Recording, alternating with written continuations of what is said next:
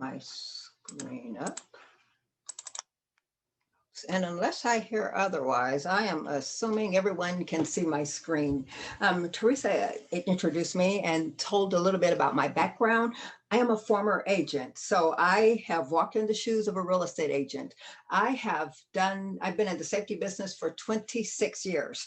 And one thing that I must start with is first a disclaimer. I am a natural fast talker, and we have a lot of information to get through.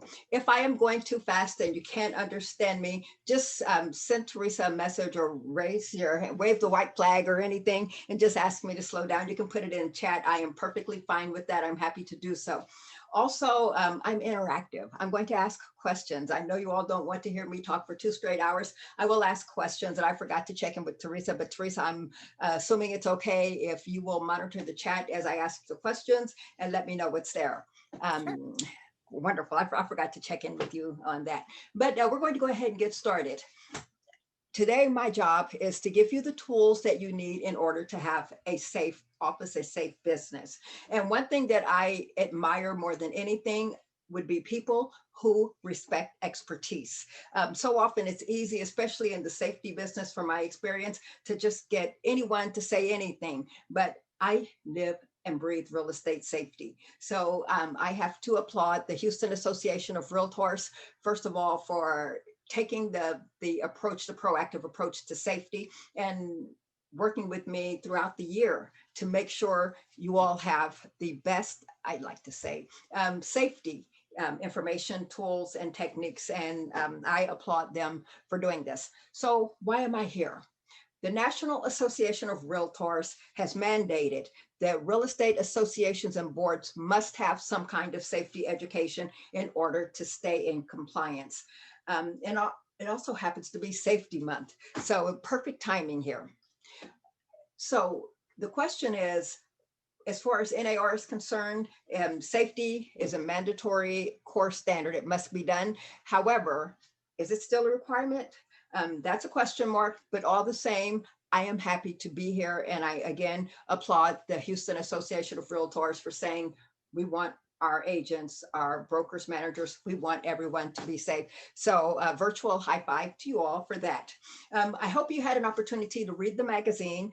In the magazine, I go into depth. I wrote an article and I got to talk to some of your peers about broker, manager, and owner safety. So please take a look at the magazine. And as Teresa mentioned, I am a writer for the National Association of Realtors, for NARPM, which is the National Association of Residential Property Managers, and for the close. So I am a wealth of information, and I'm going to be sharing resources with you. So if you don't get to write something down today, know that the resource is coming your way.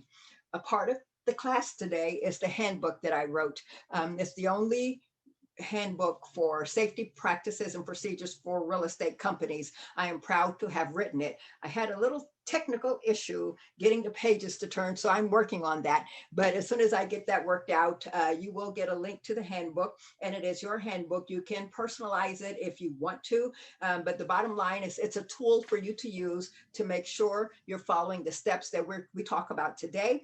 Keep in mind, we only have 2 hours today, and I'm not going to be able to cover everything, but the handbook will. There will be links there. There will be questions, worksheets, everything that you need.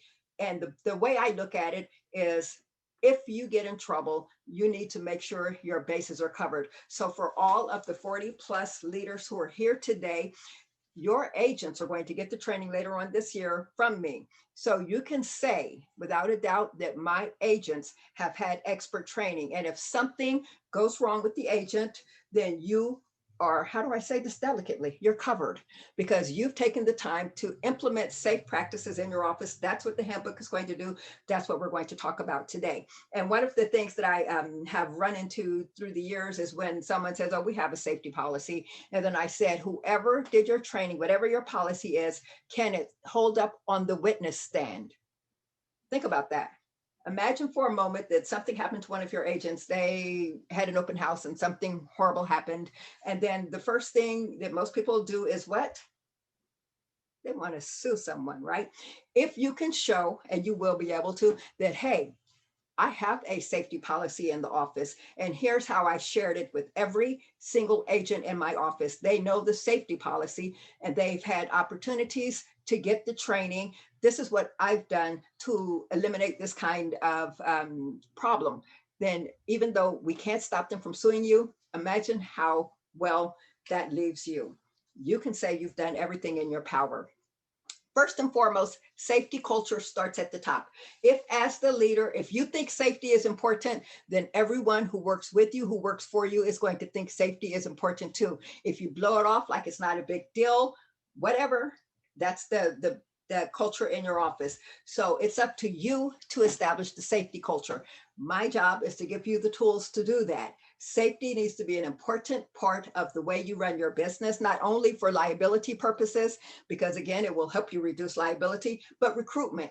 Think about the dangers of this job. And if an agent is looking around amongst the millions of companies out there and they see that safety is important in your company, that's going to help you recruit. What about the agents that you already have who may be thinking, is it time to look around, look for other companies? It's going to help you retain agents, because I guarantee you, most real estate companies don't take safety seriously. I get to do this across the country, and it's often an afterthought or overlooked. So the fact that you are here today is a testament that it's important to you. And then my job is to make sure you implement that and show your, not only your staff, but also your agents, both, that it's important to you. So the question is it important to HAR?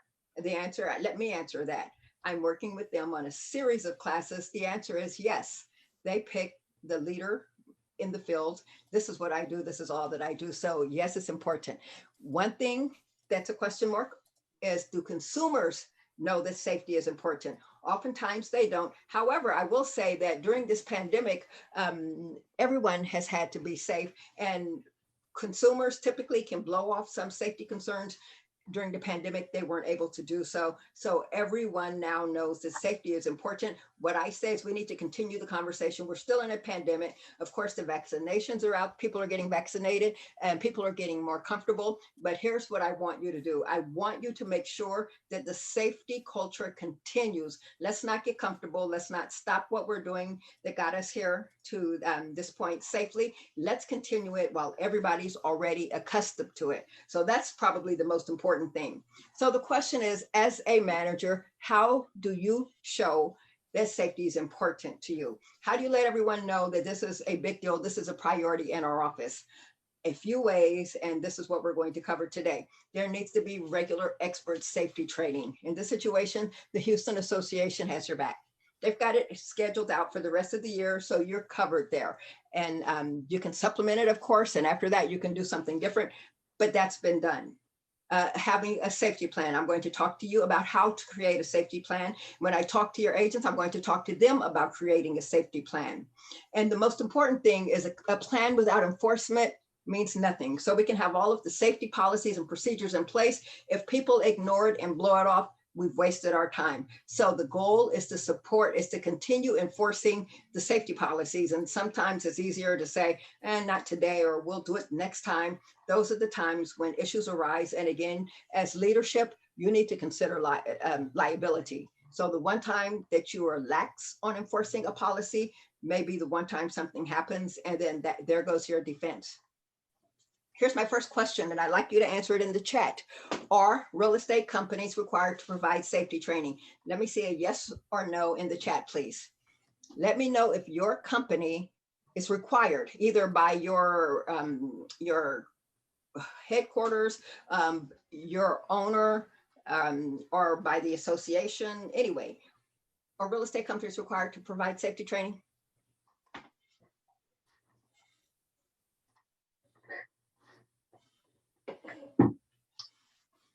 And Teresa will let me know when we get some answers in there. Oh, we've got a lot of answers. Okay, let me know what they're saying. Give me a general idea. We got a lot of yeses and a lot of nos. About 50-50. Right. Okay, that's interesting. I'm really interested in the yeses. Are real estate companies required to provide safety training? I wrote an article for Realtor Magazine, and I got an opportunity at the time to talk to the general counsel or the senior counsel, and I asked the question, are companies required to do this? And you can see on the screen that the senior counsel basically said the license requirements are that brokers must supervise their agents. He said, therefore, they can and they should provide safety resources to their agents. And he gives a couple of examples. So does that sound like a yes or a no? My interpretation is that it says no. So you're not required. So those of you who said yes, if you're doing it now, kudos to you. Good job. But the bottom line is the National Association of Realtors is not directly saying yes or no. The associations have a different level, but you all don't necessarily have that. Next question. As a manager, can you require that your agents participate in safety training? Yes or no? Can you mandate that your agents participate in any safety training, either offered by the association here or that you offer? And let me know what kind of answers we're getting here. Can you require it?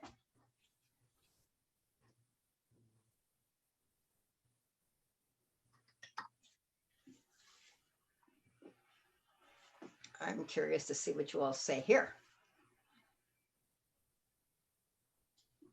It looks like we've got a lot of yeses, a few no's. Wow. So a lot of yeses is impressive to me. Someone said, I believe that the responsible broker, I have the option to require it. Wow. And you know, asking this question, I've heard a broker brought up the independent contractor situation. They said, you know, the agents are independent contractors, therefore I can't make them do anything. Stop and think about that answer. Can you make them do anything? Of course, even though they're independent contractor, there are certain things that they must do. There are certain rules, ethics rules, contract rules that they must adhere to. So to say because they're independent contractors, I have no control would be an incorrect statement. But the question is, can brokers and managers and owners require that agents attend safety training? And the answer typically is no. But if as a company, you decide that that is a condition of working for you, then in that situation, you can. If you say one of the conditions of working for me is that you must be a full-time agent, you've mandated a requirement there. If you say you have to follow the rules, the ethics rules, you've done it there. So it's up to you as leadership whether or not safety training is going to be mandated. Okay, your office has to have a safety policy. And again, here is another resource. And in the handbook, the articles that I referenced, there will be a link there. And you're not going to have time, of course, to do it today, but you will have an opportunity to go to the link and read the article. What I did is I wrote a series of 3 articles for brokers, managers, and owners. We talk about why your office needs a safety policy. Number 1 is liability. Number 2 is retention. Number 3 is recruitment. And number 4, it's the right thing to do. We're also going to talk about how to find the right safety trainer. Now, this is something that I've struggled with for years, and a lot of real estate companies and associations struggle with it too. Who do you hire? Who do you go to? And in this field, it's either a good thing or a bad thing. There are not a lot of people who do what I do, and not a lot of people who do it at the level that I do it. So I'm giving you the checklist. Oh, I hear talking, someone's not muted. So what I'm doing is I'm giving you a checklist to follow when you're looking to find someone who can do the training, again, someone who can stand up on the witness stand. And there are 5 fundamentals that any real estate safety program must have for covering those today. To find those articles, you can go to nar.realtor, you can search my name and those articles will pop up. Otherwise, again, when you get the handbook, you can click on the link and you'll take your time getting through the handbook. You're going to have homework assignments and checklists, things along that line, so that I make sure you're actually implementing a safety plan that can stand up. I also, right for the close, and I've shared 10 best safety tips to protect your brokerage. Again, that's information we'll cover today. You can read it more in depth. And another thing, a new topic in the world of safety is your employees and your agents' safety your business when they're off the clock? When they're not in the office, do you care if they are not? I know you care, but do you have any legal or any professional investment, whether or not they are assaulted when they leave work, if their home is burglarized, if they're victims of any kind of crime. And a lot of businesses don't realize that you truly do. And this is information that I'll cover with your agents when I get them, I think in September. When they're off the clock, it is your business, because if they are hurt or injured, that's going to take time up for counseling. They're going to be in court replacing items that have been stolen. So my job is to give them the tools to be safe, even when they're not working for you. And you'll thank me for that, because that means that you retain them. You don't have to worry about retraining someone, replacing them, time lost from work, dealing with the consequences of whatever crime they've been a victim of. So I'm a little different in that aspect, is that I do respect that their safety off the clock means something to your bottom line as well. I'm assuming that everyone here has heard of the Beverly Carter story. Most people have. And anyone, let me just refresh your memory for those who may not have. Beverly Carter was a real estate agent working in Arkansas who got a phone call from a guy who said, "Hey, I'm a cash buyer." Again, I am a former real estate agent. I know what we do when we hear cash buyer, right? We get excited. Beverly set the appointment to meet that cash buyer. Then she had second thoughts, and I know that because I got an opportunity to interview her office mate. Her office mate said that Beverly was saying, "Oh my God, what did I just do? I set an appointment and I don't really know this guy." She called him back. She said, "I'm not comfortable meeting with you alone." He said, "Oh, don't worry, my wife is coming." So that gave Beverly peace of mind. And Beverly showed up. And of course, it was him and not his wife. He said, "We'll put her on FaceTime." So Beverly had the wife's FaceTime on the phone, or the accomplice's FaceTime on the phone. And bottom line is that they ended up kidnapping and murdering Beverly. That story has resonated still to this day. And I've had an opportunity to meet her son, Carl, and he tells the story like no one can. And that story resonates with all of us who's ever been a real estate agent for a number of reasons, even though she did some things right. The key point here is that after her death, her family sued the real estate company. They sued them for neglect. The lawsuit said that if that company had safety training, they believed that Beverly would be here today. So that was my light bulb moment. What can I do to help real estate companies not get sued successfully? So that's what started this class here. My job is to give you the tools to make sure you have a safety plan, an expert-led safety plan in place. So no one, not one of your agents can ever say, "We didn't know, my leadership didn't provide a safety training. They just turned us out and they just let us do whatever." That can never, ever happen once they attend the series of safety classes that HAR has hired me to teach. And that's not the only story. In Atlanta, a photographer was shot by a seller who didn't know he was coming to photograph the house. The real estate company got sued, the agent got sued, the seller got sued. There was a buyer who lost money, and everybody knows about all of the wiring instructions, but guess who he sued? He sued the agent, he sued the title agency, the mortgage company, and it doesn't say the real estate company, but I'm surprised they're not in there. So I'm telling you, liability is a big deal in this industry, and the defense against liability is training, education, expertise, and knowledge. That's what we're doing today. You can get sued, but my job is to keep you from getting sued successfully. You need a good defense. Let's talk about the risk of a job of a real estate agent. I'm imagining some of you all still practice real estate agent too. In the chat section, tell me one risk. Give me one risk involved in the job that you do. Think about your job description. Think about when you first told a loved one, "Hey, I'm going to be a real estate agent," and you saw that look on their face. What is a risk involved in the actual jobs that you do? And Teresa will let me know when she sees answers there in the chat section. I'm looking for the actual dangers in your job. And we've got some answers. Let me Okay. read some out to you. Okay, yes. Viewing vacant homes, being alone with strangers, safety showing properties, showing an empty home, showing in person alone, meeting clients not in your office, open houses, opening doors with your back to people I do not know, showing The homes list could in the go on, right? evenings. Oh, go ahead. Showing homes in the evenings and alone. So the list could go on, and let me make a real quick note here. Your job description or your agent's job description is that you make a living meeting complete strangers in empty houses. You make a living sitting in empty houses, waiting for strangers to walk in. How does that sound? And this is where people always chime in with crazy. Let's remove the dangers from this. That's your job description, but I'm not here to tell you not to do your job. I'm here to tell you how to take some of the dangers away. And before I forget, one of the responses was working in the evenings. Let me remind you all that that's some people use that as a safety plan. I only show in the daytime. Let me remind you that a lot of the crimes that have occurred have happened in broad daylight. And some people say sketchy parts of town. A lot of the crimes happen in upscale parts of town. Keep in mind, that's where the good stuff is. And that's where people's guards are down, where they're thinking nothing like that happens out here. So they're easier targets. So we're going to talk about those, but I wanted to make sure I got that out there before I forget. How many of you all know that the US Department of Labor considers real estate sales and leasing a high risk, hazardous occupation?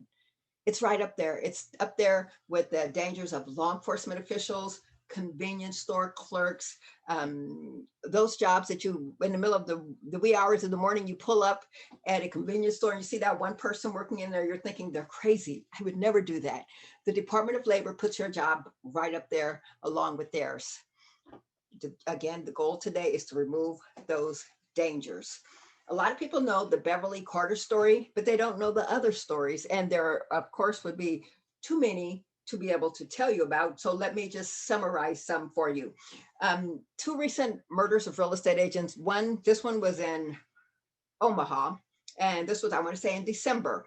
After that, there was another male agent who was murdered in Florida. So the two most recent agents have been murdered would be this fella here in Omaha and an agent in Florida. So the crime, and that the agent in Florida happened earlier this year. So even though they don't always make headlines, crimes are happening. You all are familiar with this story. I don't know if that's real estate related or not, but it was a big deal on social media. Fortunately, she was found, she was okay, but that got a lot of attention on social media. A lot of people started, the goal was, hey, spread this on social media, let's find her. The conversation was overwhelming. Every social media page, people were talking about safety again. People wanted to know about safety, so that woke people up. Blue Springs, Missouri, a suburb in Kansas City. I'm here in Kansas City.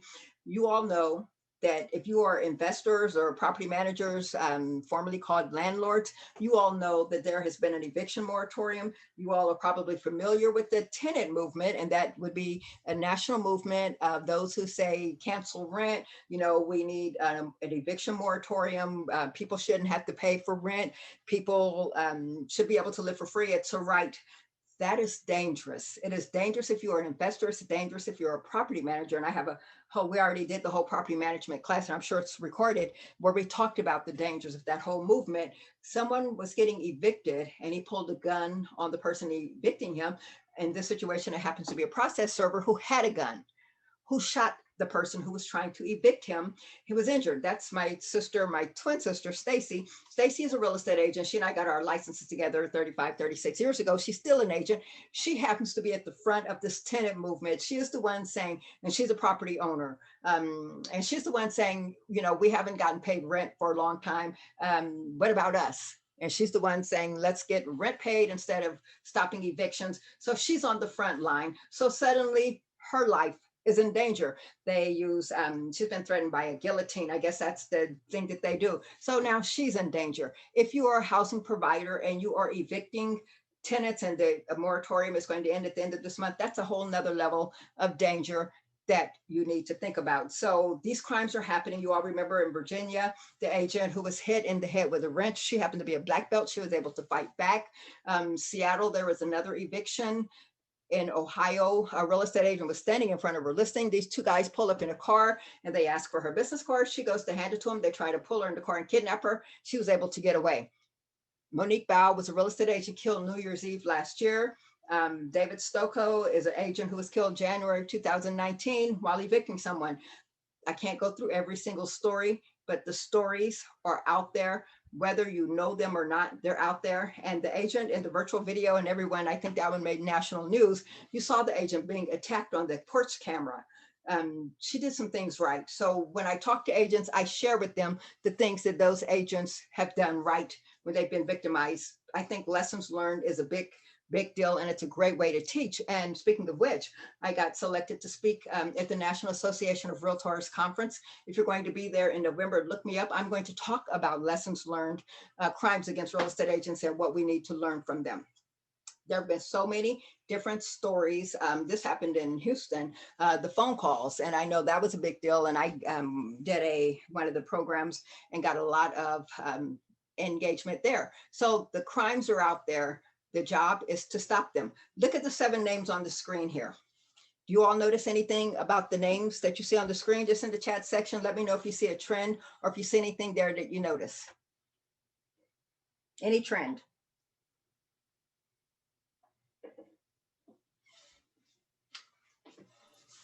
We got all men. All men. All men. Thank you. Whenever I do a class, and I just did one locally here in the Kansas City area, it was all women. And I got to the screen, and one of the agents, she said, the guy who was sitting next to me saw that we were going to talk about safety. He said, "This is for the women." He got up and he left the room. You all saw the 2 most recent crimes against agents, and you saw that they were men as well. This is a topic that affects male and female, so it's not just a female agent issue. All of your agents need to be engaged, male as well as female. So you need to make sure that they are included and encouraged to participate.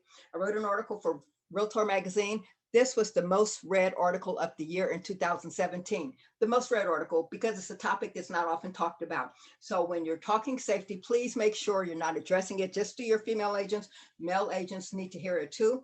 You can go to nar.realtor, search my name, you'll find that article. And again, I say lead with safety. If the way you show agents and your staff the safety is important is because you're constantly talking about it. You're not just talking about it, but you're sharing resources. So these are articles that you can share. You can send them out once a month or every other week. Hey, agents, here's an article, keep this in mind, or here's another article that's a great resource. So what they see is you're constantly sharing safety articles with them, and that tells them that safety is important to you. And these are articles and respected publications that they're familiar with and that they know about. So here you are talking about safety again. There's no question whether or not it's important for your company. Here's something, and some of the stuff I'm going to talk about today is what I talk to agents about. I know some of you are working agents, but you need to know what they're going to be hearing, what they're going to know. One thing that I hear on a regular basis is agents say, "I work in a good part of town, I'm not worried about it," or "I can size someone up pretty well." I'm here to tell agents, you can't judge a book by its cover, because it could either get you hurt or worse, or it could cost you business. Quick question. If you are the agent who judges the book by its cover, then you already have preconceived notions of what makes you uncomfortable and what will work for you. So let's say you're an upscale agent, you only work the luxury markets, and you see this guy who said, "I want to look at houses." If you judge this book by its cover, you're going to make a, dare I say, mistake. Anyone know who this is in this picture? Keeping in mind, you're the upscale agent. This guy shows up, he pulls up in this truck. He says, "I want to look at your house," and you're trying to make a decision based on what someone looks like. Anyone know who this is? Oops. Uh-oh, hold on. I lost my earpiece. Okay, let me know if anyone knows who this is. Silence, is that a no? That is Sam Walton. Sam Walton, who was the founder of Walmart. If you were judging a book by its cover and you looked at him and said, "No way he can afford this luxury house," you would be wrong. Keeping with the premise of judging a book by its cover, in the chat section, anyone know who this fella is?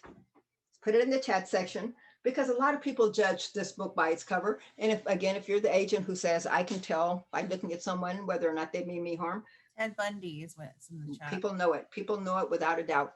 Ted Bundy was a notorious serial killer.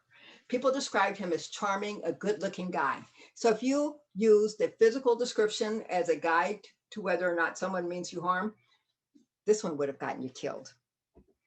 I'm here to say you can't judge a book by its cover. So what does a criminal look like? As you can see, they look like you, they look like me. So you must learn to lean on your intuition, instinct, sixth sense, flight or flight, spidey sense, whatever you want to call it, gut sense. Trust your gut. That's the number one thing that I tell agents when I'm talking to them about safety. When I talk to anyone about safety, I do more than just real estate safety, but I'm saying the number one tool that every single person in nature possesses is your gut instinct. Every animal in nature has it. Human beings are the only ones who ignore it. And in this business, we ignore it for a number of reasons, because it's probably wrong, or hey, I don't want to hurt someone's feelings, and he looks like a nice enough guy. Or if I ask an extra question, or if I get out of the situation, what is that going to say about me? Am I going to be accused of something? I am here to say, if you don't hear anything else, listen to your bodies. If your gut's telling you something's wrong, listen to it. Get out of the situation. And then if you need to step back and do some research and then come back later, apologize or explain, there's no getting around your number one tool. That is something, if an agent comes to you, and I've had so many of these stories, and says, hey, I've got a new client, I'm not feeling comfortable showing them, what do I do? I had an agent, I forget where I was, Oklahoma, North Dakota, somewhere, who says I must show. If no matter what, I feel like I've got to show, or else I'm going to get in trouble with my brokerage. So even if I have a bad feeling, I'm required to show up at that appointment. I'm here to tell you that cannot be a requirement. You can't require that. As a matter of fact, if an agent comes to you and says I'm uncomfortable, then it's up to you at that point to say either cancel it, take someone with you, or do some more background search. But you cannot require that someone shows, especially if they are uncomfortable. Oprah had a guest on all the time. His name was Gavin De Becker. He wrote a book called The Gift of Fear. It talks about fear signals. It talks about gut instincts. This book should be required reading for everybody. The Gift of Fear tells us that we have a tool. We don't have to go out and buy anything. If we listen to this, we can avoid almost any kind of crime, any bad situation, but we must respect it. We must learn to listen to it. So let's talk about creating a game plan. Let's get you started on a game plan to keep your brokerage safe, keep your agents, keep your equipment, your property, as well as your staff safe. Dress code. You can't make someone dress in a certain way. You can't demand that they dress in a certain way. My sister is, again, a longtime agent, 36 or so years. She's the agent who won't go in the office with jeans on. She would never go in with shorts. But we know in this day and age, that's the norm, that's acceptable. So you can't dictate that your independent contractor agents not wear clothes, but you can encourage them to dress safely and know that that is something that I am doing when I am talking to them in training. That means leave the expensive jewelry behind. There have been agents who've been targeted for robbery. Their jewelry has been taken. I had an agent who was a retired kindergarten teacher. She got her license. She said, I'm excited. I get to wear my fancy jewelry and my high heel shoes that I couldn't wear in class. No, you can't.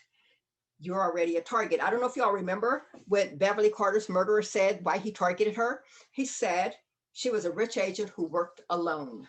So people know that you typically are out there on your own, whether it's open houses, or we're going to talk about that, whether it's showings, they already know that you already have a bullseye on you. I'm saying make sure that you remove any other temptation. That means the expensive phones. What are those $1,000 now? That means the tablets and the iPads and the extra things that you don't need when showing. That means women and men, those expensive watches. I saw an agent who had more diamonds on one finger than I've seen in one place in my entire life. You need to keep in mind that you already have a bullseye on you. So don't offer anything else to make it easy to victimize you. You can stress that your agents dress in a professional manner.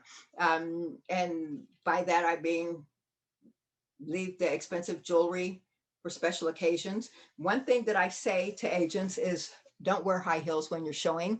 And I had an agent, I was speaking in Tennessee, Knoxville. I can see her clearly. She took off her stiletto. She held it up. She said, "This is my weapon." In that case, she used her shoe as a weapon. Most of us probably would not be good enough to do that. So in that situation, I encourage agents to wear shoes that you can run in if necessary. And that's sad to say, but that's reality. They're in their cars an awful lot. What if they get stuck on the side of the road? If they have to walk for help, if their cell phone's not working, no cell signal, whatever the situation is, encourage your agents to dress for safely and know that I am talking to them about that as well. I removed this part of my presentation during the pandemic because most people, that wasn't an option. You could not have anyone in your car with you. It just wasn't safe. Although I will say that I was in South Dakota last year. My only in-person speaking engagement was in South Dakota. And I was talking about this and I had an agent say, I ride clients around all the time. I said, okay, that's fine. You know, you all have your mask on. He said, no, we don't, not unless the client asks for it.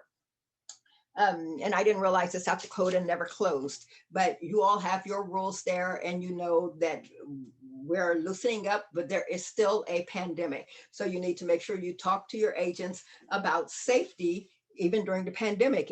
Even though people are getting vaccinated, everyone has not been. So there's still danger. So while it's okay, we're happy to not have to wear a mask everywhere. Keep in mind that it's still a safety issues for sellers.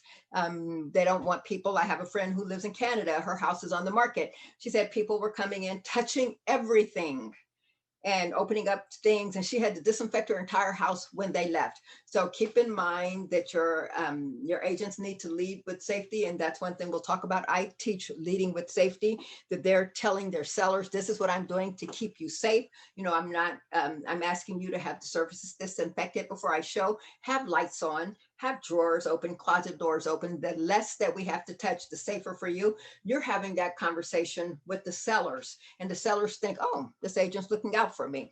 So you need to encourage your agent to continue doing that. When it comes to buyers, they still need to have the PPE, especially if they're back to having them in their cars.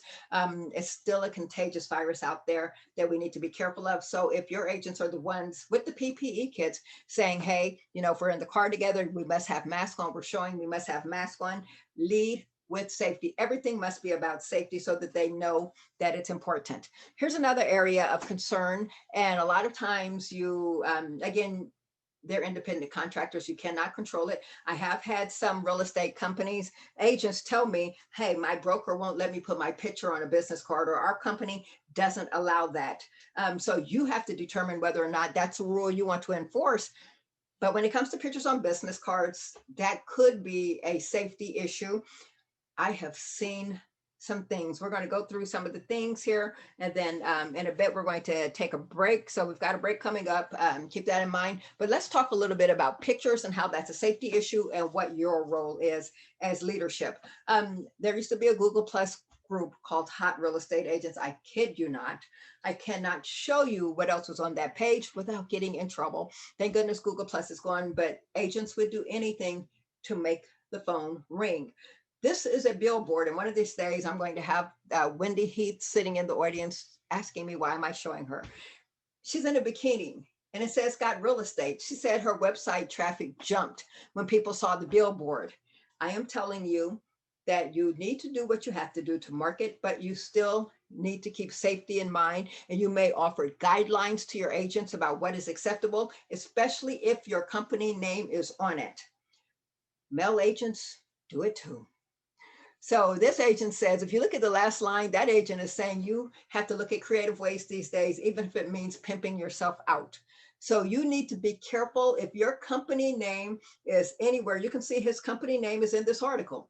You need to have a conversation with your agents about what is acceptable when it comes to their pictures and images out there when your name is listed. And not only that, but the safety aspect of it all. Criminals sometimes are just looking for their next victim. And I've had another safety expert say that crimes against real estate agents aren't just happenstance, that it takes a lot of work and a lot of planning for a criminal to pick their victims. They have to identify the victim.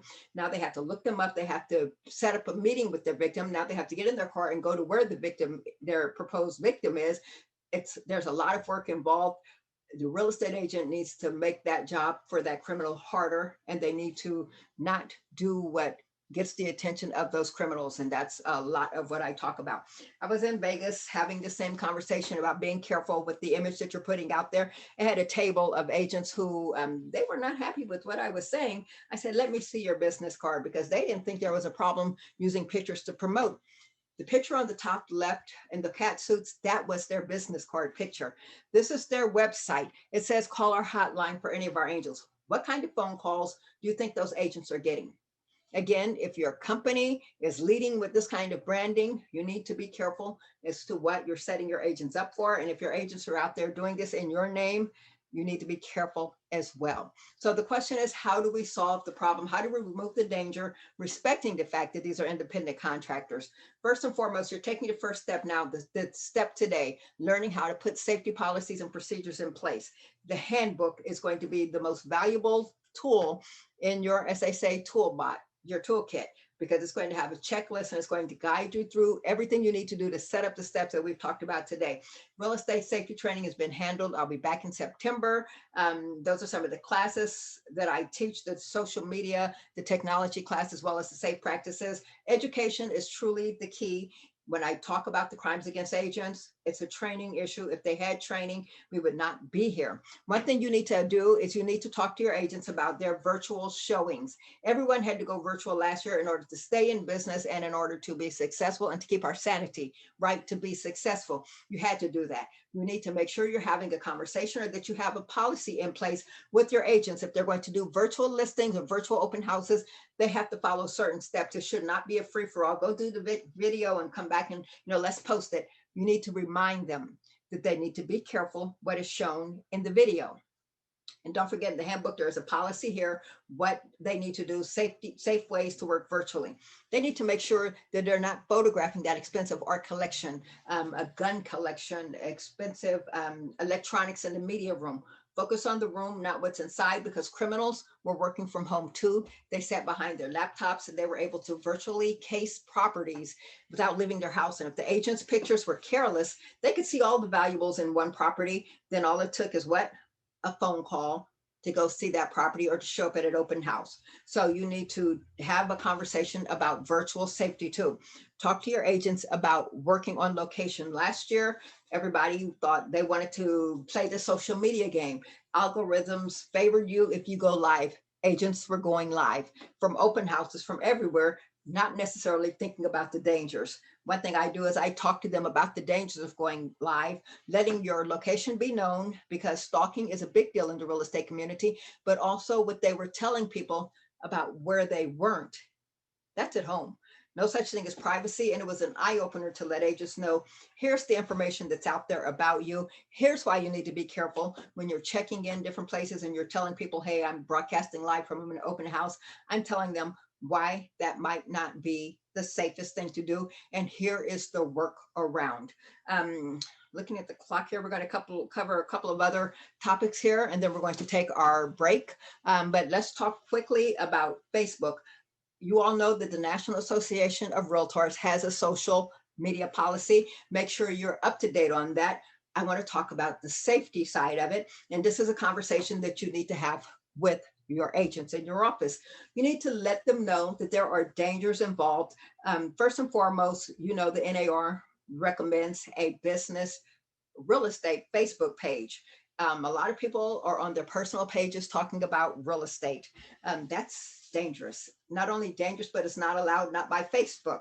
One day they're going to log in and their account's going to be gone. They're going to have to start all over. So your job is to educate them about social media safety. Don't talk business on your personal page. Save that for your business page. However, anyone who's on social media knows that you get more engagement on your personal page. So here's the workaround. Post on your business page, but make sure you're following the specific rules for posting. Don't say where you are. Don't say, come say hi to me at an open house. Just say, here's the open house, here's the information. And you can share that to your personal page without violating rules, but you still need to be careful. That's something that I talk to agents about. Something in the handbook that you need to bring up with your agents, that social media safety is real and it's a concern when it involves them and their business. Here is a topic that I have to admit I was not familiar with at all. I am here in Kansas City. I'm on the Kansas City Regional Association of Realtors. I'm on the safety committee here. We're putting together broker manager toolkit for our brokers and managers. And one thing that we talked about, someone said we need to make sure we talk about insurance. We have to talk about property insurance, business insurance, continuation insurance. No one mentioned cybersecurity insurance until I brought it up. Why is this important?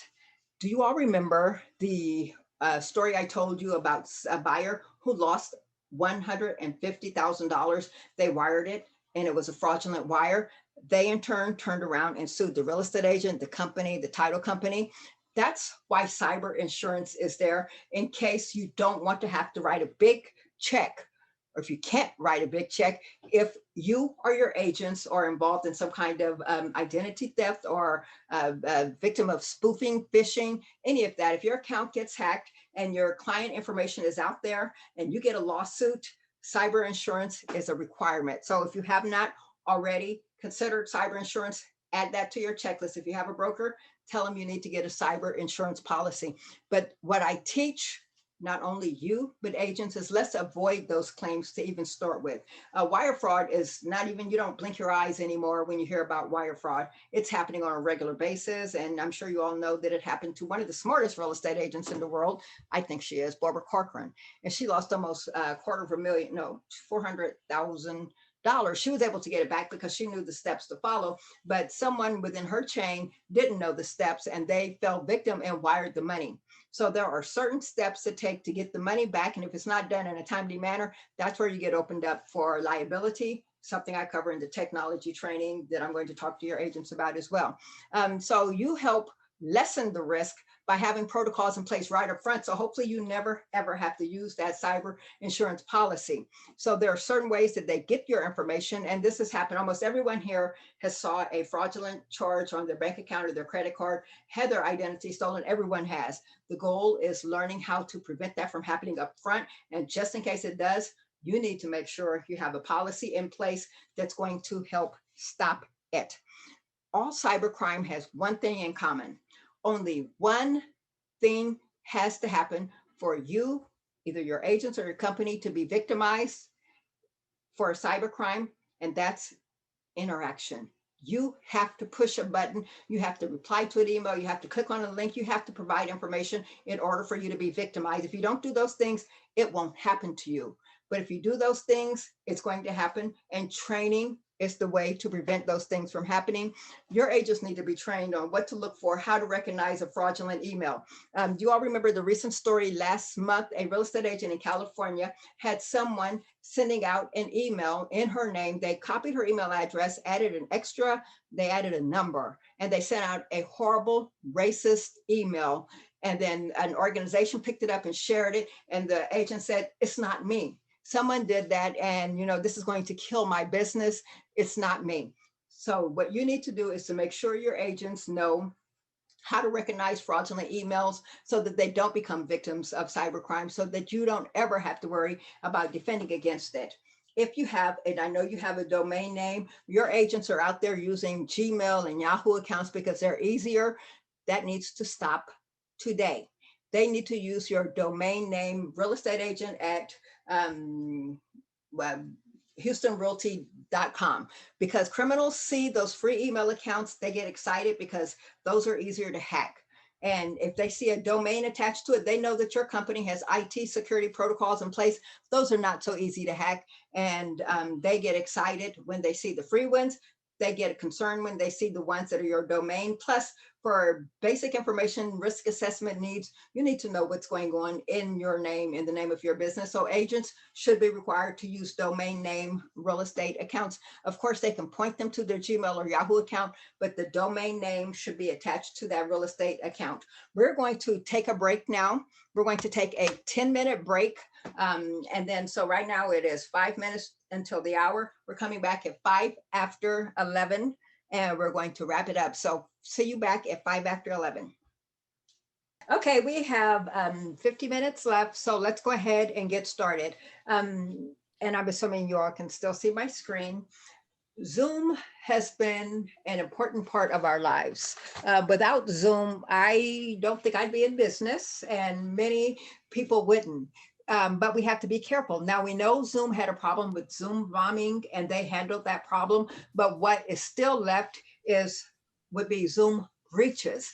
And we're on Zoom on a regular basis. I don't know about you all, but I am. So what we need to know is we need to know what's out there on Zoom and why that can be dangerous and how to remove the dangers. There really is a dark web. And the dark web is like a subset of the internet, but that's where a lot of criminals lurk. Where that's important to you is when you log into your Zoom account, they're looking for Zoom email addresses. They're looking to hack Zoom accounts. So that's why you need to be careful. And you all remember when we had to, well, Zoom built it in now where there's a meeting ID required. Zoom did a lot of the heavy lifting. They built all of that in so that you don't have to worry so much about it, but you still need to be extremely concerned. If you log into your accounts and if you're one of those people using the same login addresses, stop it. Stop. Just simply stop. Let me tell you why.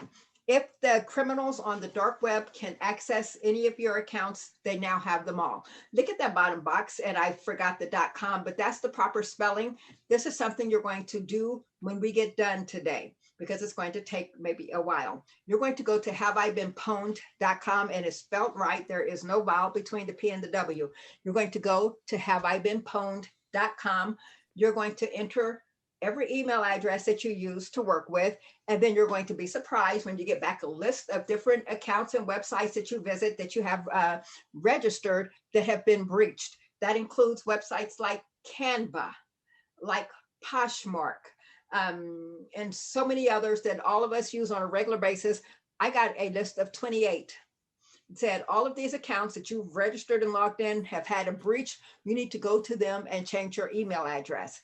So this is a resource. And here's one thing that I always talk about. I always talk about leading with safety. I'm telling you to lead with safety. I'm telling you to share safety articles with your agents and your staff members all the time.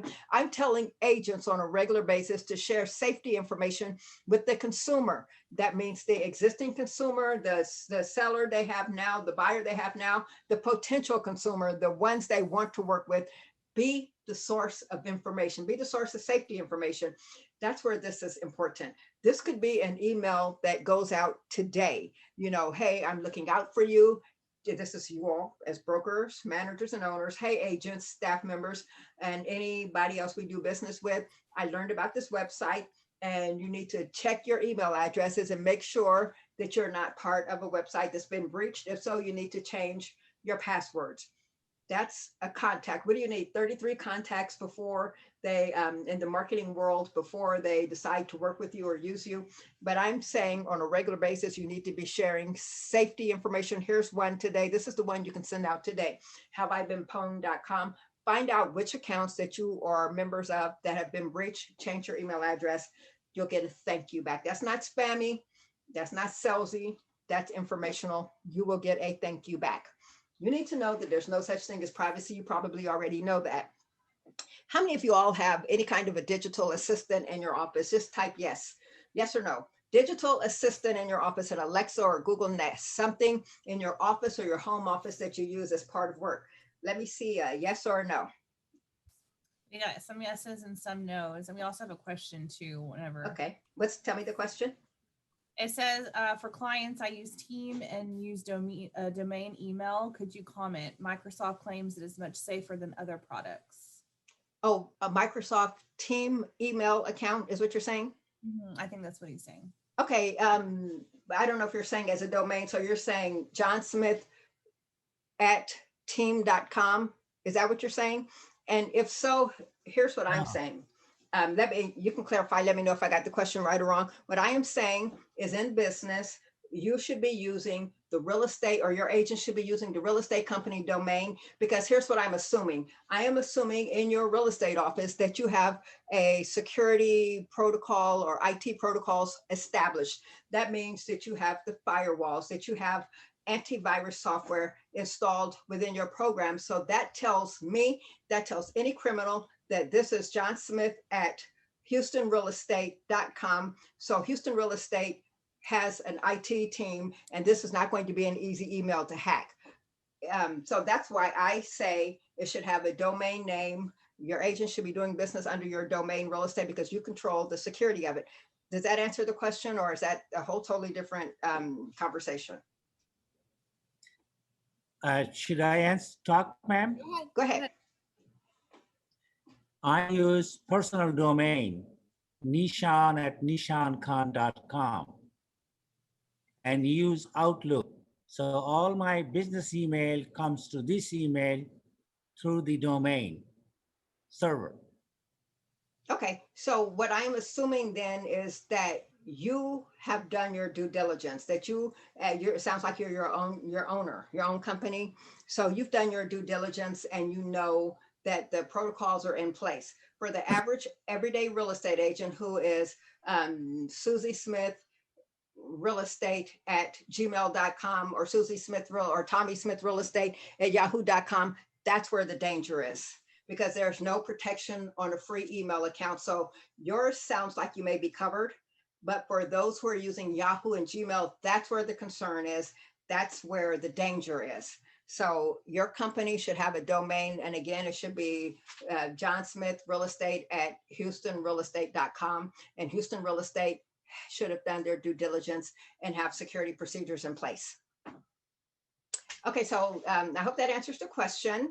And Teresa, tell me how many of us have digital assistants that we use in our businesses?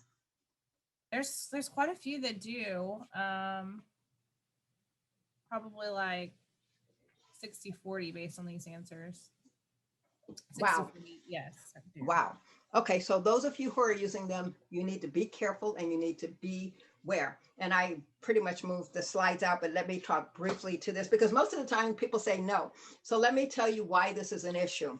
So you know that you can command your digital assistants, even our smartphones. If I say, okay, Google, my phone will turn on and I'm looking out of the side of my eye, it is on. So I can say a name and it will call a name. Same thing with your Google, your digital assistants. So let's say you're having a conversation with a lender about a client and you have your digital assistant there and my phone is just talking. Everything I'm saying, I can just show you, it's reading it. So this is an age of no privacy. We need to be extremely careful. So let's say you're talking about a client, you say their name. What if your digital assistant dialed them and called them?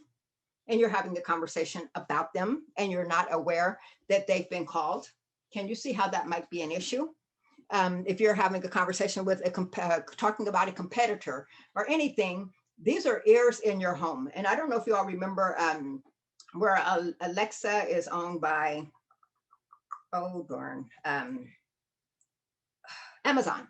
Okay, so what happens is, well, one of them would be owned, I think it's Alexa, owned by Amazon. So you would wonder, how do I have a conversation about something, then all of a sudden, all of my suggestions or about what I've talked about, who's listening?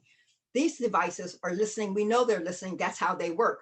But what people didn't know for a while is that information was going back to Amazon headquarters. There were people sitting there listening to what you said, typing that information in, programming those searches. You can disable that in your Alexa settings. So you can disable having a live person check in on your searches. That's how they were serving you, giving you better search results. But you can disable that. But for the meantime, if you're talking business and you have your digital assistant there, you don't know who it may accidentally call. You don't know what information may get out.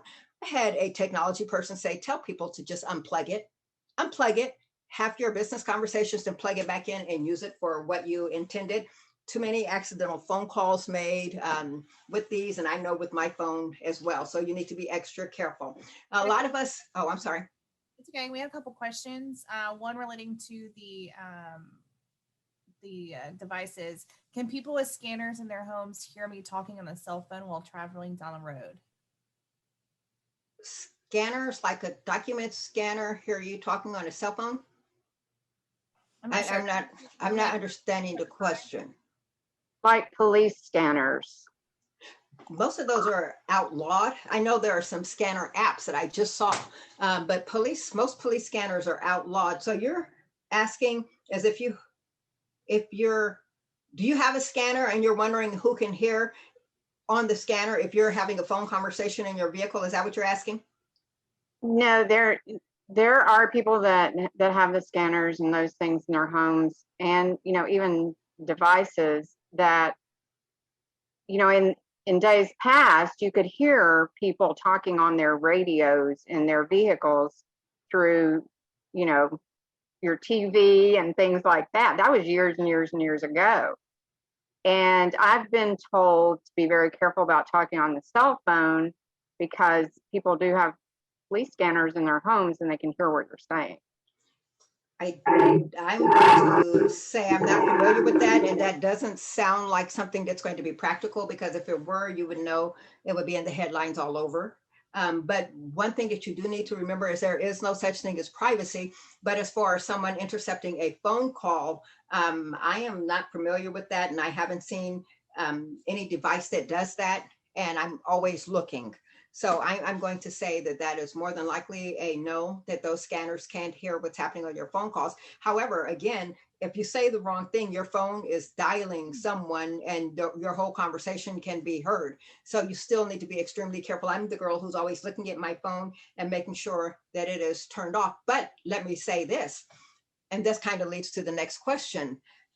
A lot of us like the free apps. We love the free apps, and I have a phone full of them. But one of the things that you need to know, and I don't know if I have it here, is that when you are using those free apps, free is not free.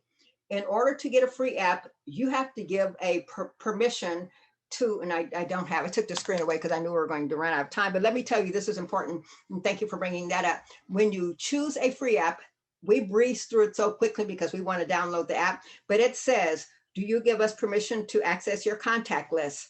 Yes. Do you give us permission to access your microphone? Yes. To access your camera? Yes. We check all of those. Next time you sign up for a free app, take a peek at what you're giving up. I had someone say to me in North Dakota, I remember conversations by places. They said, are people over in Russia listening in to us? And it's like, what are you talking about? Then I start thinking about it. You don't know where that app, that free app that you got originated from. So if a company in Russia created this free picture editing app, and you click that you want this app, you've given permission to access your phone, your camera, your contact list. And so, you know what, the answer to your question may very well be yes, because you've given them permission.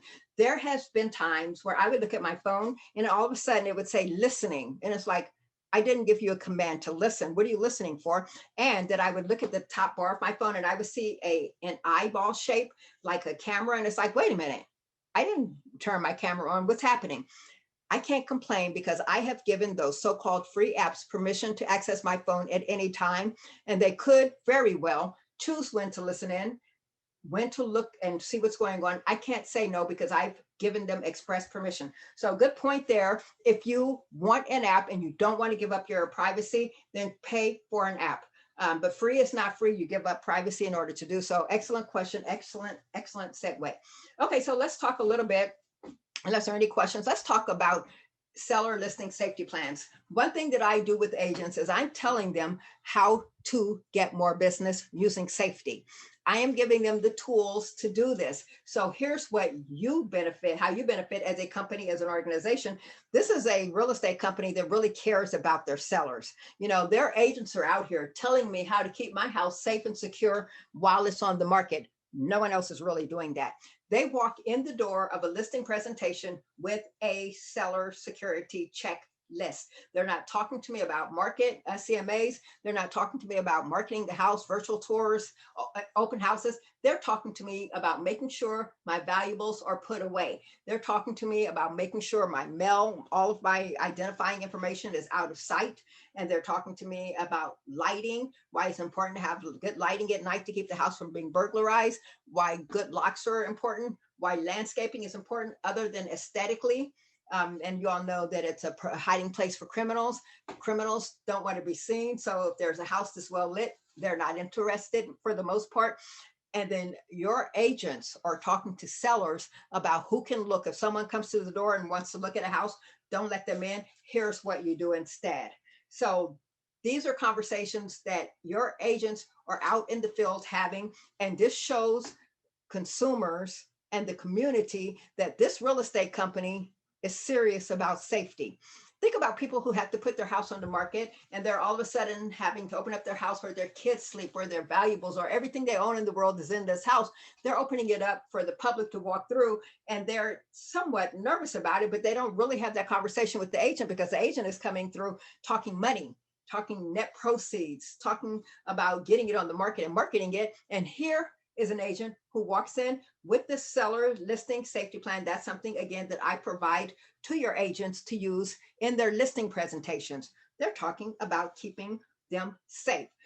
Talking about locking up. And I also wrote this, I wrote an article talking about the 10 anti-burglary tips for your sellers. Again, lead with safety. Here's information that your agents are sharing out in the community, and that you as a broker manager owner can be sharing as well. You're saying, I'm concerned about keeping you safe while your house is under my care on the market. I can't guarantee that things won't be stolen, but if you listen to me, you reduce the chance, because I'm telling you to get jewelry out of jewelry boxes, medicine out of medicine cabinets, anything of value. I have told you, it is in writing that I've told you to do this. So now if something gets stolen, you're not getting those mad phone calls. Your agent held my house open and all this stuff was stolen, or jewelry got stolen, or prescription medicine got stolen. You can go back and say, look, my agent told you, or I told you to get valuables out of sight. Here's the little checklist where we went through this. I am sorry that happened.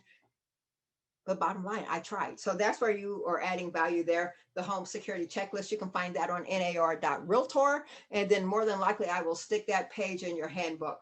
That is something that your agents get as well, because I'm teaching them how to use these tools to be safe. Here's one that exploded, caught me off guard, FSBO safety. Nope, FSBOs don't like real estate agents. They don't respect what you do. They think they can do it quickly and easily, and it's not a big deal. How hard is it to get a contract, right? They don't understand the dangers. So here's one thing that as an organization, as a company, and that as an agent or team, that I am saying, lead with safety. Take this checklist that I created, a PDF, 13 safety tips. And I've become aware of a couple of organizations that have copied me. I guess copycat, that's a sincere form of flattery. I don't like it. But I did this about 5 years ago and it's been published, but I've written this, it's a PDF, and it's specifically to be used with FSBOs. You're not talking to them about safety. About listing their house. You don't say, I've got a buyer for you. That line is tired. You're not saying I could sell it faster than you can, especially in the market these days. But what you're doing is you're serving your community. You're saying, here are some safety tips. Here are things you never thought about. It talks about not letting people in their house. It talks about not getting trapped in a room, letting the person looking lead the way and keeping their escape route open. It's talking to them about hiding their valuables, getting medicine, again, out of medicine cabinets, jewelry out of jewelry boxes, those pieces of paper, getting out of sight. It's talking to them about letting someone know when you have a stranger walking through your house, showing them. And by the time they get to number 13, they're thinking, whoa, I never thought of these things. This is dangerous. There's a business card attached to this PDF here that I provided. That's the card that's going to rise to the top of the stack when it comes time to list, because they didn't think about the danger they're putting their families in. Another way of leading with safety: find the article, read the article to see how to use it. And again, this is another resource you as a broker are going to share with your agents. Hey guys, here's another way that you can solicit FSBOs. I'm the broker who cares about you. I'm looking out for your safety. Here's how I'm helping you. So this is another thing that you're doing. And keep in mind, when I talk to the agents, I'm telling them too. So all of a sudden, here's a company that's always talking about safety and keeping the community safe. People are going to love your company because you love them, you care about them. One thing that I am telling agents to do is to know what's in cyberspace about them. They need to do some research, online research, and to add value to the relationship with the consumer. They're talking to the consumers about this information too. This is out here. You need to be careful. And they're educating buyers about resources. As you know, probably one of the first questions buyers are going to ask your agents would be, is this a safe neighborhood? Is a crime low here? Agents can't answer that, but your agents are going to be a resource for the buyers. They're going to tell them where to find those answers to those questions about crime so they can make their own decisions. So again, leading with safety. One thing that you need to do, and I'm thinking, looking at the clock here, and I'm sure we're going to talk about it, is you need to have a safety team in your office. Every office should have a safety committee. It may be a committee of one. It may be 2 or 3 agents, or maybe a committee of 10, depends on the size of your office. Those are the people who are going to be responsible for helping disseminate this information that I'm sharing with you and that I will share with them. They are the ones who you're going to hand this off to and say, every week I want a safety article sent out to the agents. Every week, show them something, give them something. So you need to have a safety committee. They're the ones who are going to evaluate whether or not the things in the office are safe, if it's a safe setup, and we'll talk about that a little bit later. But anyway, There are websites that prove there are no such thing as privacy. Spokio is one. And this is something, again, to get on board with Googling yourself, having your agents Google themselves, Google your company, Google your name, followed by your company name, in quotes, out of quotes, any variation of it. You need to know what's out there about you, because when people are deciding who to work with, they're going to do their research. This is not the time to find out that there's an old website or some old information out there that you didn't address. You need to be on top of it. If for some reason you might be a little lazy, like I am, and you forget to Google yourself on a regular basis, set up a Google alert with your name, again, in quotes, out of quotes, with your company name. Set up a Google alert and search to find out what is out there about you, what is out there about your business, what's out there in the community, what are people reading if they go to do research on you. That way you can head it off. From the safety aspect of it, I say if there's something out there that talks about where you live or where you work or what you do when you're not working, you need to know that it's out there so that you can act accordingly. Because if you're thinking you're safe and you're coming and going and jogging, every morning I jog at 6 o'clock a.m. in the park across the street from my house. You know, I love Legacy Park. It's beautiful. You're putting information out there that maybe would-be perpetrators are looking at. So if that's information that somehow made it out online, you need to know about it so that you can act accordingly. But you need to set up a Google alert for your name. Here's another way that you as a company owner can serve your sellers. This is something that your safety team, your safety committee can talk to your agents about doing, or you can do it today. Here's email number 2. Hey, everybody, get your listing set up in Google Alert. Add your listings to Google Alert. Craigslist frauds are a big deal. They're out there. They're not going away. They can't be stopped. Anyway, I can do it right now while I'm talking to you. Set up still a listing, set it up as a Craigslist or even a Google or Facebook listing, and tell people, hey, this is mine. What you can do is you can set up a Google Alert, and you can enter the addresses that your company has under their umbrella. And if those ever appear online, for example, if there's something published online, you're going to get an email. You'll get an email link just like on mine. You'll see here my Google alerts, my name, and I have different topics. So whenever anything appears on that topic and in your situation with that address, you're going to get an email as the real estate company that says, 12345 Main Street, has been published. And you're thinking, where? You look and you see a link to Craigslist or Facebook Market, whatever, then you know immediately there's a problem. You're the real estate agent or the company calling the seller saying, hey, we've got a problem. You've got to get signs in the doorway. Someone's hijacked your listing. You need to report it to Craigslist, but you're on top of it. You know first that something's going on because you've used the resource of setting up all of your listings as a Google alert so that you are notified whenever anything is published online. You get to serve your sellers in a different way. You need to have a clear written policy about safety. You need to have a clear written policy what you're going to do if anything ever goes wrong or any potential to go wrong. Oh, okay, I'm jumping ahead here. Okay, one thing that I've had, probably the biggest question that I have nowadays is safety apps. When we talk technology, safety apps, what do we do? Any safety app that you have has to have the minimum of 2 components. One, it has to be GPS based. Secondly, there has to be a live component to it. Someone has to be on the other end if your agents need help. The problem I have is that so many of these safety apps are, I don't know the word, cosmetic, or they're just surface. They say that if you're in trouble, push a button and it's going to send an alert to your contact list and let them know you're in trouble and your location. It's too late. By the time you're in trouble and you push the button and you said, hey, a crime is in progress, I'm in danger, I'm in trouble, I'm pushing the button, I'm sending it to my contact list.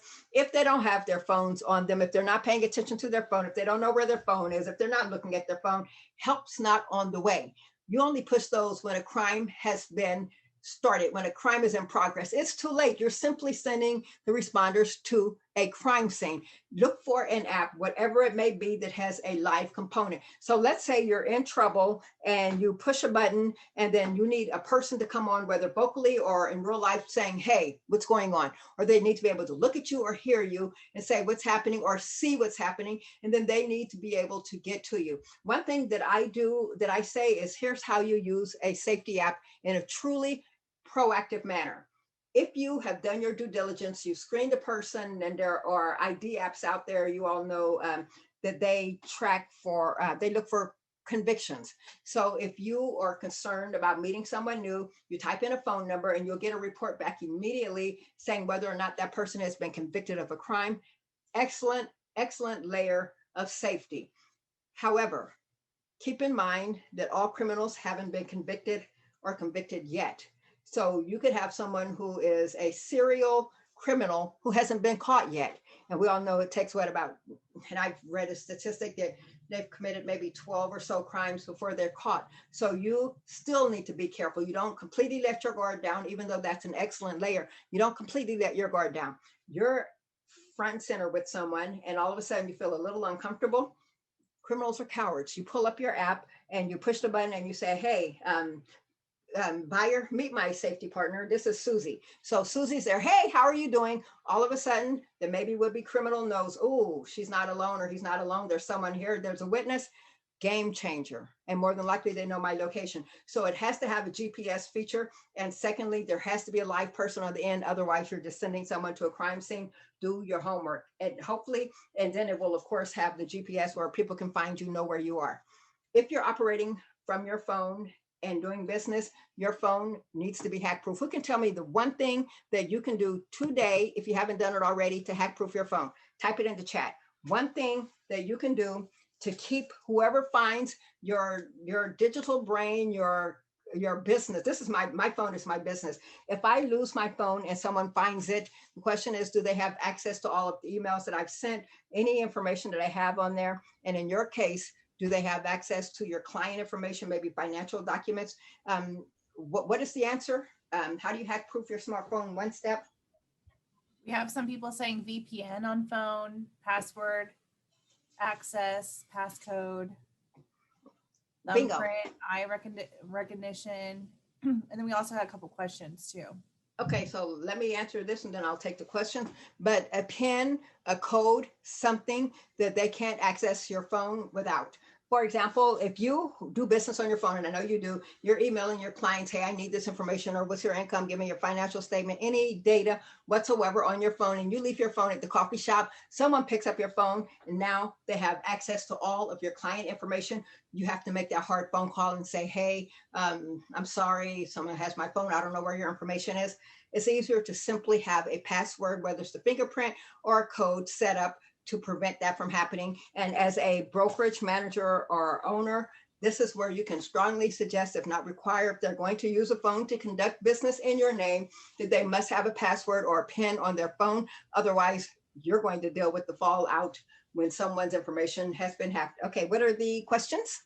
So you had mentioned an app to search phone numbers for potential clients. So they wanted to know the name of that one, and then some top safety apps.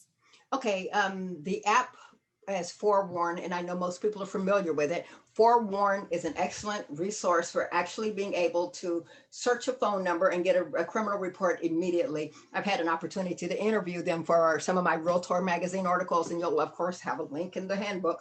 One thing you also need to be aware of is those are convictions. So if you have the criminal who's managed to skate by and never get convicted, and they've decided today's the day, then that app is not going to catch them. There is another app, and I know the link is in the handbook as well, but so one is not the only answer. So that one app will definitely help assist in limiting the number of criminals you deal with, but you need a backup plan as well to make sure that they have not been maybe just lucky enough to not be convicted or caught yet. So that's one layer.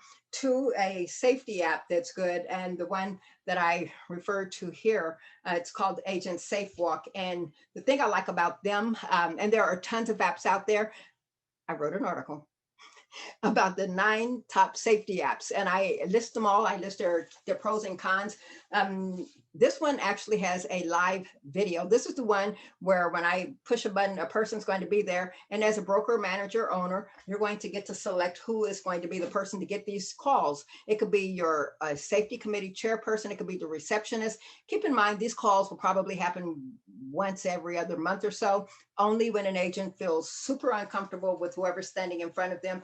that's the time they're going to activate it and then bring their person on. So that means Susie, whoever is going to get the call and say, hey, Jane, what's going on? And then Jane could say, hey, I just wanted you to introduce you to my new client, say hi to my safety partner. And then that's where Susie will smile, hey there. And Jane, if you need me, I'm right here. So that immediately keeps the agent from working alone. And that is truly proactive as opposed to calling when there's danger. But if for some reason the agent can't respond, then help is on the way. So look at the article. I list 9 different safety apps, 4 ones on there. This one's on there. So there are different features that each app solves and different problems that they solve, but do your homework and make sure it's one you're actually going to use and not just the cosmetic one. We talked about hack proofing your phone. Every phone has a built-in safety feature, and this is something, again, that you share with the agents in your office. And this is good. If you all use Google Calendar in your office, you're going to even love this one. Almost everyone uses Google Maps. If your office is set up and you need to know where your agents are, they can add you as a safety contact to Google Maps. So it's already on their phone, what's on there for free.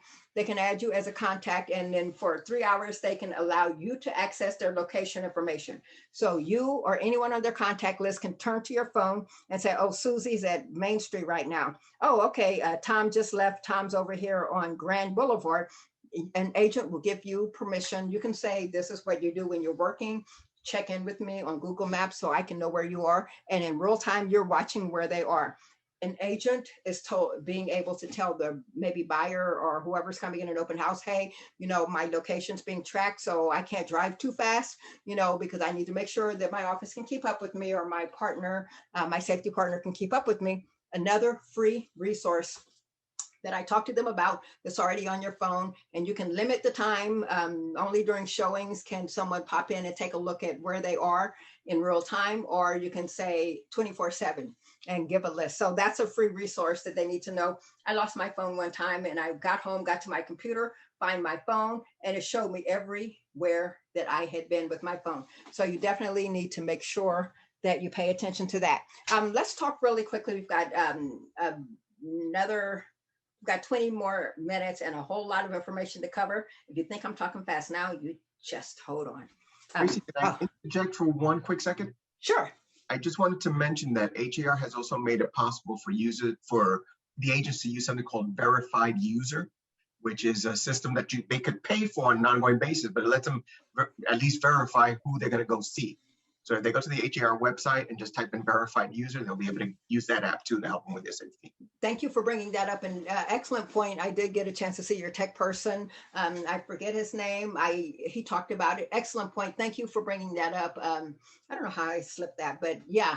And again, another way that Houston Association of Realtors is going a step above and beyond, looking out for you, having an actual app. So many associations have nothing. So excellent. That's another resource to layer in with your safety resources. Thank you. When the National Association of Realtors surveyed real estate agents about which safety tools they use, then the #1 safety tool was, the #1 non-lethal safety tool was pepper spray.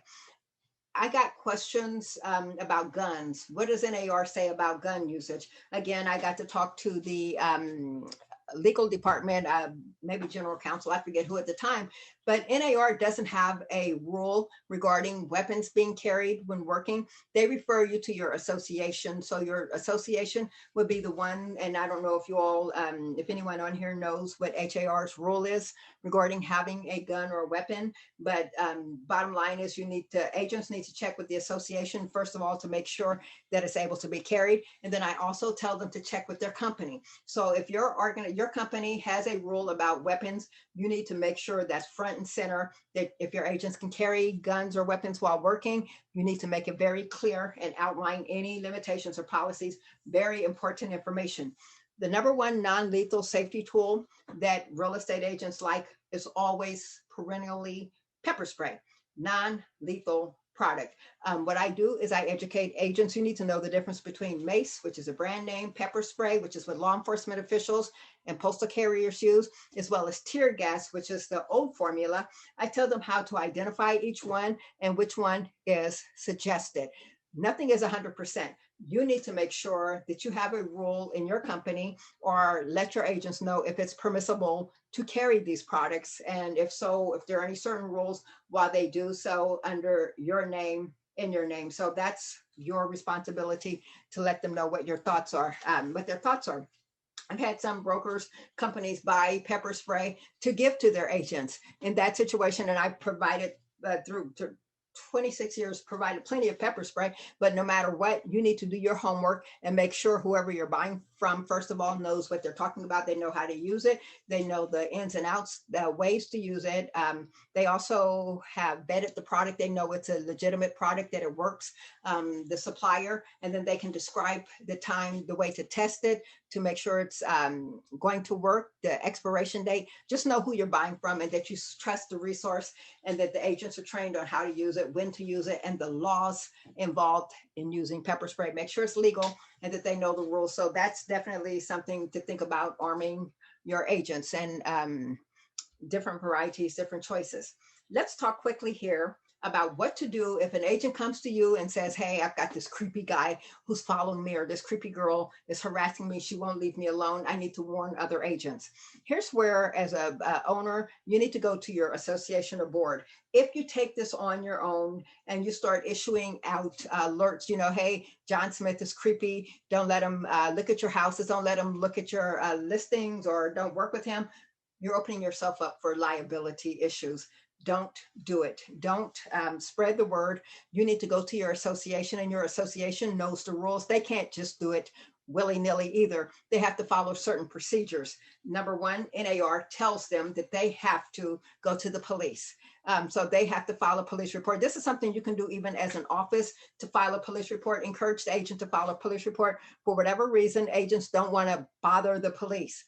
That's their jobs. And agents determine that I can handle this on my own. That's not for agents to do. And in doing so, they jeopardize the entire community. So for an agent to blow it off thinking, oh, they're just stalking me, they're just bored and they'll leave me alone soon, they're doing a disservice to the entire community. They need to create a paper trail, a document trail, by going to the police, and the police will determine whether or not it's something to be blown off or if it's something serious. And if they just determine a trend, if all of the agents come forward, then they know this is legitimate. We better warn all real estate agents.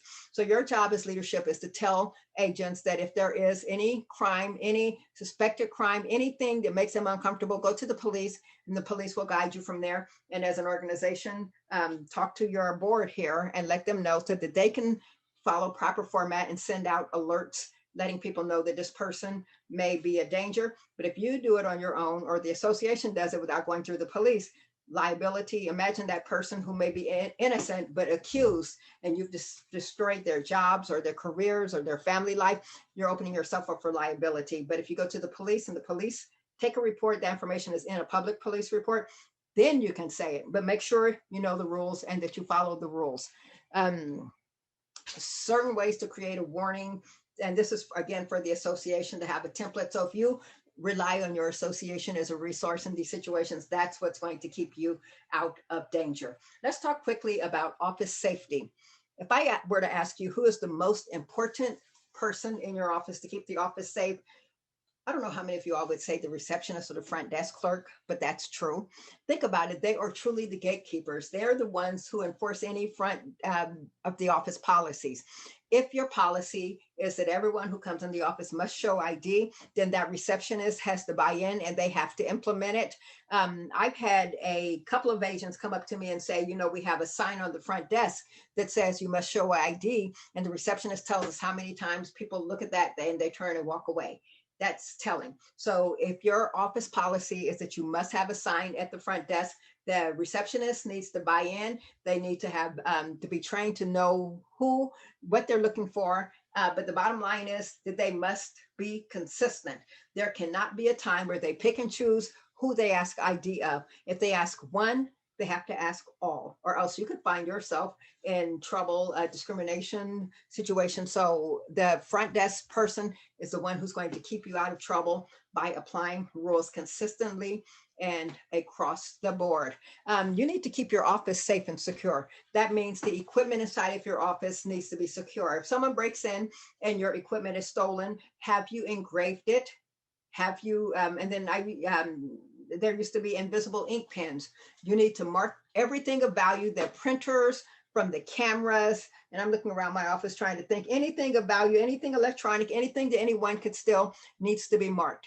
Some police departments have an operation identification program, which would loan you an engraver, or they will allow you to register whatever, and from whatever you have registered in your office. If something is ever stolen, you go to the police, and then they will have a list, and then they work with the pawn shops. And if your item is on that list, you can say it's mine. They'll say, prove it. If it's been engraved or has your markings on it, then they know it's yours and you can get your items back. But bottom line is everything of value in your office needs to be listed. And in the handbook, I'll talk about operation identification. Hopefully your police department has one. If not, you still need to inventory these items and make sure that you keep a list off-site as well as in the cloud in case there's a natural disaster. You need to be able to recover that information in a hurry. I can't tell you how many times I've walked through offices, seen purses, laptops, tablets, and cell phones just lying around, just laying on desk, and no one's around. And agents say, well, I trust my fellow agent. It's not about your fellow agent. You have service providers, you have clients walking through the office. Anyone can take anything. You need to have a rule that things get, anything of value gets put in a drawer, put it on a chair, scoot it under the desk. It needs to be out of sight because people walking through the office could pick it up and steal something. So you need to make sure your agents are being very careful. Parking lot safety. Agents love technology. You've had to love it last year. They don't always carry their technology in the office because there's too much of it. If I'm a criminal and I'm looking for the good stuff, I will drive around a real estate office parking lot. I guarantee you, if they walk through the parking lot and look in the cars, you're going to see something of value that they would be tempted to steal. So watch out in parking lots, keep your valuables out of sight. And I've had agents who work around the clock. My sister was one of them, and she would walk out at night. The parking lot would be completely dark. Make sure you have proper lighting there. Emergency procedures, and I see that I always run out of time. I talk too much. That there needs to be emergency procedures in place. And the good thing is that what I don't talk about is in the handbook, that darn handbook, and I better get it right and get it to you. Emergency procedures are so important, especially for disasters. It could be natural or man-made disasters. And I work with an excellent resource for natural disasters and disaster preparedness. She has a resource in the book. She talks about what you need to have in your office in case of a natural or man-made disaster. Man-made disasters are these mass shootings. Natural disasters could be, and man-made disasters could be these fires. Natural could be a tornado, hurricane, or even a pandemic. She said that can go in either category. So bottom line is, what do you do if there's a disaster? Here's a checklist. Here's what you need to do. You need to have a first aid kit, and you need to have all of your paperwork, your documents in the cloud somewhere in case the physical document gets damaged. It needs to be somewhere in the cloud where you can access it.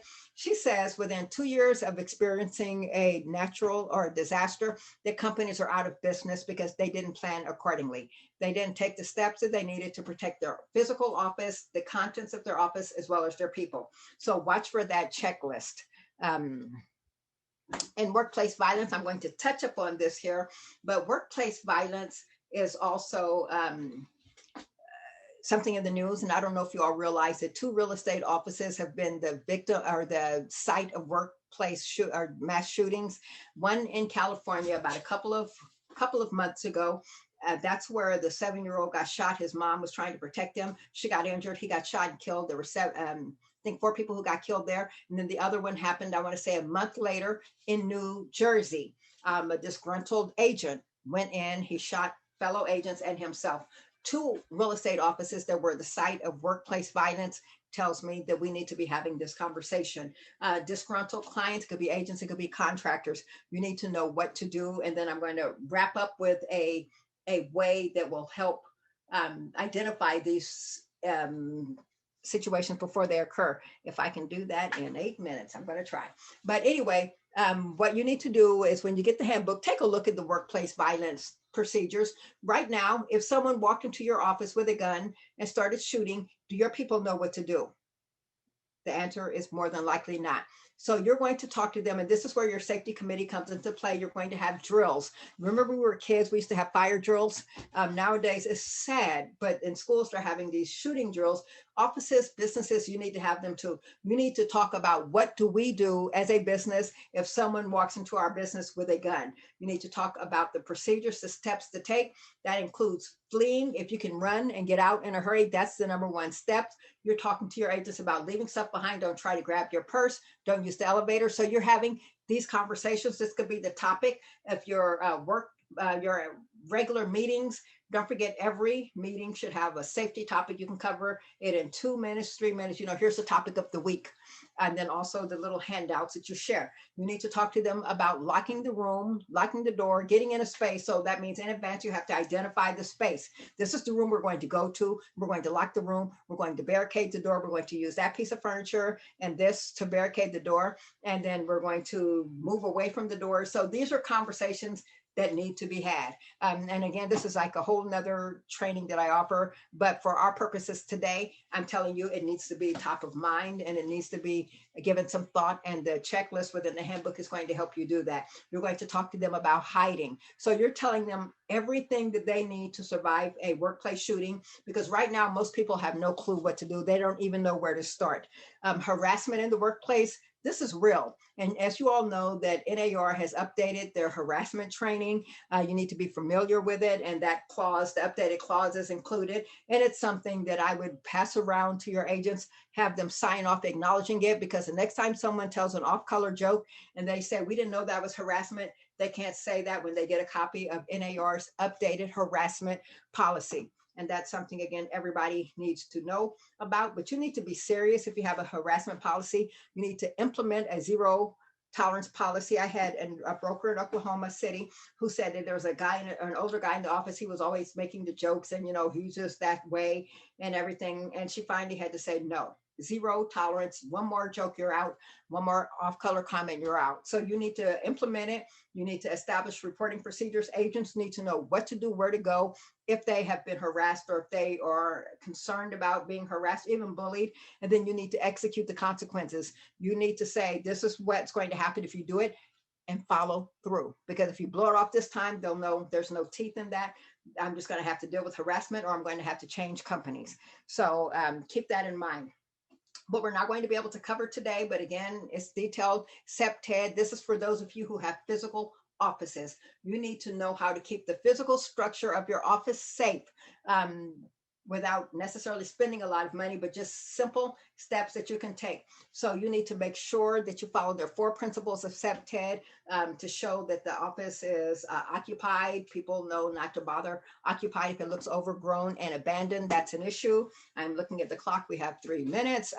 Natural surveillance, that includes knowing that criminals are cowards. They don't want to be seen. So that means your outside has to be landscaped properly.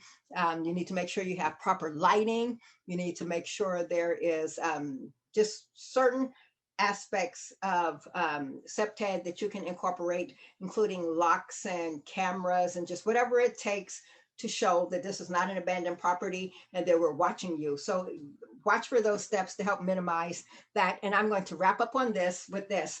And if you have questions, get them in the chat right now, please, so that we can answer them. But I'm going to briefly go through this. This is, I got contacted by the DC Department of Transportation to talk about psychological safety. And I remember looking at it thinking, that's not really safety. What does that have to do with me? It is about safety, or you can make it about safety. So the bottom line is, do your agents, do your staff members feel comfortable coming to you, telling you if something is wrong? If they don't have psychological safety. You need to create an environment where they feel comfortable coming and sharing with you.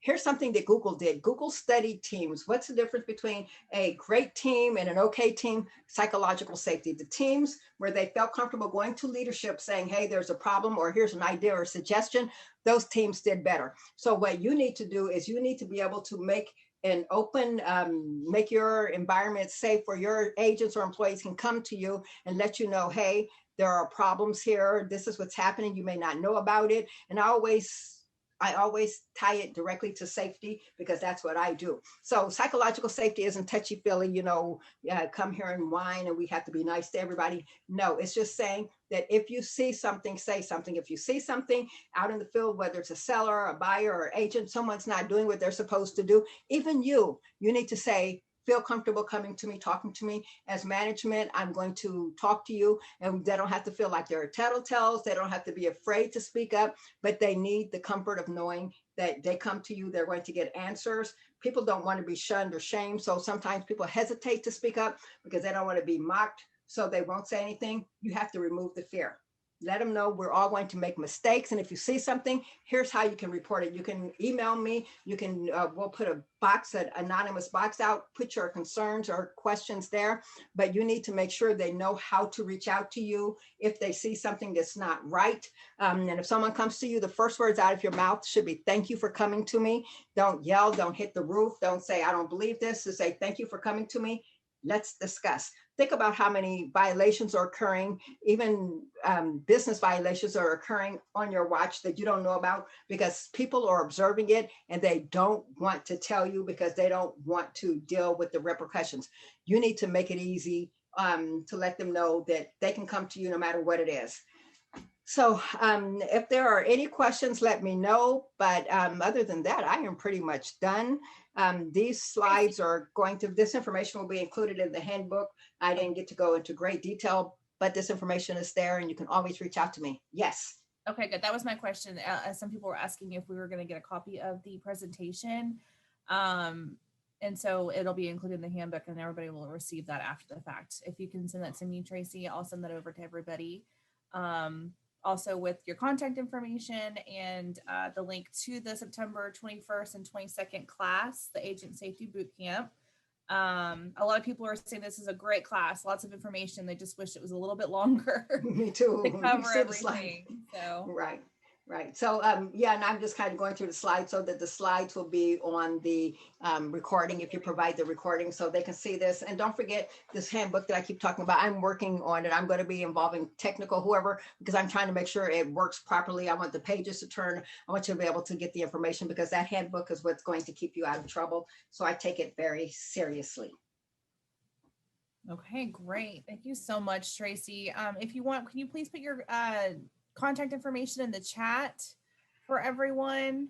And then I'll go ahead and put the QR code up so everybody can scan out. But if you have any questions for Tracy while we're doing this, please There's my contact information. Unmute and ask your questions. Yeah, I'm here. I can stick around and answer questions. You can screenshot. There's all my information there, or I will put it in the chat too. Any questions, any comments, any feedback? Did I talk too fast, make anyone dizzy today? Thank you. It was an excellent class. Excellent. Wonderful. Thank you so much. And I of course, I ran out of time. I always run out of time. But I'm putting my information in the chat. But you can always reach out to me. I'm giving you my contact information now. And my contact information will be in the handbook. And I want to call it a living handbook because we'll have links that you can click and get access to this articles and information to share. And I can go into greater detail on the psychological safety because I think that's the new trend. That's where everything is going. And I'm also a resource. The class is over now. I can say it. I'm a resource for pepper spray. I've been selling pepper spray for 20 something years. And now I've got these fancy, cute little glittery pepper sprays. People care about that stuff. But I've got the pepper sprays that have the glass break tools. And those are important. So any safety tools, let me know. I'm happy to guide you no matter where you get it and educate you on what you need to be looking for when you get them.